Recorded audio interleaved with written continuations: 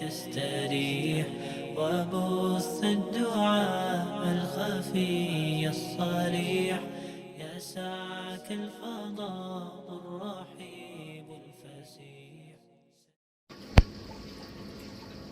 نحمده ونصلي على رسوله الكريم اما بعد فاعوذ بالله من الشيطان الرجيم بسم الله الرحمن الرحيم يا ايها الذين امنوا كتب عليكم الصيام كما كتب على الذين من قبلكم لعلكم تتقون صدق اللہ العلی العظیم.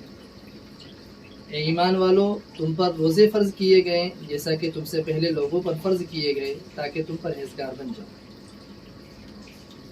السلام علیکم ورحمۃ اللہ وبرکاتہ. معزز ناظرین، روزے کا مقصد زندگی کی تبدیلی، زندگی میں تقوی پیدا کرنا، برائیوں کی زندگی کو چھوڑ کر نیکیوں والی زندگی کو اختیار کرنا. لیکن بحیثیت مسلم ہم صرف اپنی ذات تک محدود نہیں ہیں، بلکہ تمام امت مسلمہ کی ذمہ داری ہم پر عائد ہوتی ہے. اس لیے ہم یہ عزم کریں کہ ہم اپنی ذات سے لے کر پورے سماج کو تبدیل کرنے کی فکر کریں گے. اس لیے میں خود اپنی ذات، میرا خاندان اور تمام سماج کو بدلنے کی فکر کروں گا تو پورا معاشرہ اور پورا سماج اور پوری سوسائٹی بدل جائے گی، اور جو مقصد ہے روزے کا وہ مقصد ہم کو حاصل ہو جائے گا. لیکن آج اگر ہم سماج پر نظر ڈالیں تو سماج کی حالت بدتر ہوتی جا رہی ہے.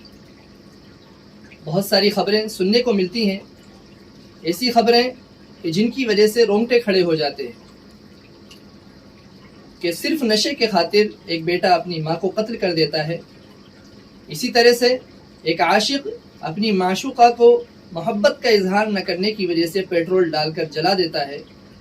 گیم کی وجہ سے ایک بچہ اپنے آپ کو یا اپنے گھر والوں کو قتل کر دیتا ہے.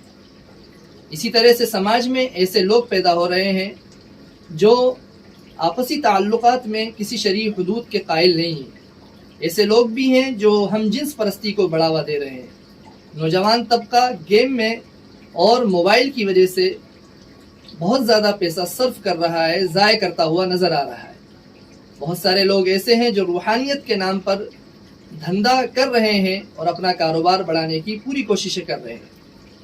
اسی طرح سے مختلف شکلوں میں سماج کے اندر برائیاں پیدا ہوتی جا رہی ہیں، اور ان برائیوں کے اندر لگ کر پوری امت مسلمہ اور پورا سماج جو ہے زوال پذیر ہوتا ہوا نظر آ رہا ہے. معزز حاضرین، ہم انسان ہیں، اس سے بڑھ کر ہم مسلمان ہیں. بحیثیت امت مسلمہ ہماری یہ ذمہ داری ہے کہ ہمیں یہ خواہش کرنی چاہیے کہ اس رمضان میں میرا خاندان اور پورا سماج اپنے آپ کو تبدیل کرے گا، اور اس کے لیے ہم ابھی سے کوشش کریں گے تو انشاءاللہ پورا سماج ہمیں تبدیل ہوتا ہوا نظر آئے گا. چنانچہ ایمان والوں کو مخاطب کرتے ہوئے اللہ رب العزت نے ارشاد فرمایا: أَلَمْ يَأْنِ لِلَّذِينَ آمَنُوا أَن تَخْشَعَ قُلُوبُهُمْ لِذِكْرِ اللَّهِ وَمَا نَزَلَ مِنَ الْحَقِّ. کہ ابھی تک وقت نہیں آیا ایمان والوں کے لیے کہ ان کے دل اللہ کے ذکر سے اور جو اللہ کی طرف سے نازل ہوا ہے اس کی وجہ سے ڈر جائے. تو ہمیں سماج کو تبدیل کرنے کی فکر کرنا چاہیے. آج ہم دیکھتے ہیں کہ سماج کے اندر بہت زیادہ برائیاں ہم کو نظر آتی ہیں، تو ہم روزے کی پاکیزگی کے ساتھ سماجی برائیوں کے خاتمے کی فکر کریں گے. آج سب سے بڑی جو مصیبت ہے وہ ہے نشہ آور چیزوں کا استعمال کرنا، منشیات کا استعمال کرنا. یہ بہت زیادہ سماج میں فروغ دیا جا رہا ہے، اور اس کی وجہ سے بڑے بڑے خاندان تباہ و برباد ہوتے ہوئے ہمیں نظر آ رہے ہیں.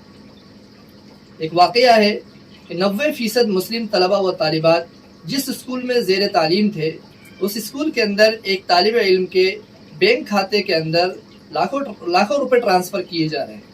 بینک مینیجر اس اسکول کے اندر گیا اور اس نے تحقیق کی تو پتہ چلا کہ یہ اسٹوڈنٹ 10ویں کا طالب علم ہے، اور اس کے بینک کھاتے کے اندر جو رقم آ رہی ہے حقیقت میں وہ اس کے گانجا سپلائی کرنے کی وجہ سے اس کے بینک کھاتے کے اندر وہ رقم ٹرانسفر کی جا رہی ہے.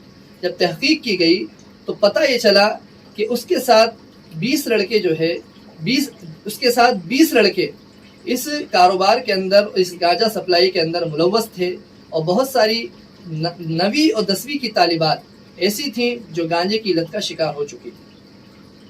اسی طرح سے WHO ادارے کی رپورٹ کے مطابق 10% نوجوان ایسے ہیں جو نشے کے عادی بن چکے ہیں، اور ان میں سے 4% ایسے نوجوان ہیں جو علاج کی دہلیز پر قدم رکھ چکے ہیں۔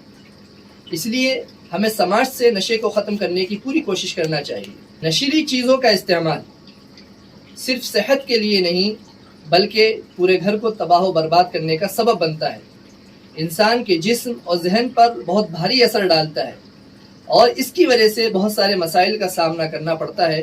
پورا گھر اور معاشرہ اس کی وجہ سے تباہ و برباد ہو جاتا ہے۔ اسی لیے قرآن کریم نے اس کو کلی طور پر حرام قرار دیا ہے۔ چنانچہ اللہ رب العزت کا فرمان ہے، یا ایھا الذین آمنوا انما الخمر والمیسر والانصاب والازلام رجس من عمل الشیطان فاجتنبوہ لعلکم تفلحون۔ اے ایمان والو، بلا شبہ شراب، جوا، بتوں کے تھان اور فال نکالنے والے پانسے اور تیر، یہ سب گندے اور شیطانی کام ہیں، ان سے مکمل طور پر علیحدہ رہو تاکہ تم کامیاب ہو سکو۔ تو آئیے ہم اس رمضان المبارک یہ عزم کر لیں کہ ہم خود اپنی ذات کو بھی تبدیل کریں گے اور پورے سماج کو بھی تبدیل کرنے کی پوری کوشش کریں گے۔ تو آئیے یہی پیغام ہے رمضان المبارک کا کہ ہم اپنے آپ کو اور پورے سماج کو تبدیل کریں۔ اللہ عمل کی توفیق عطا فرمائے۔ وآخر دعوانا ان الحمد للہ رب العالمین۔ الصريح يسعك الفضاء الرحيم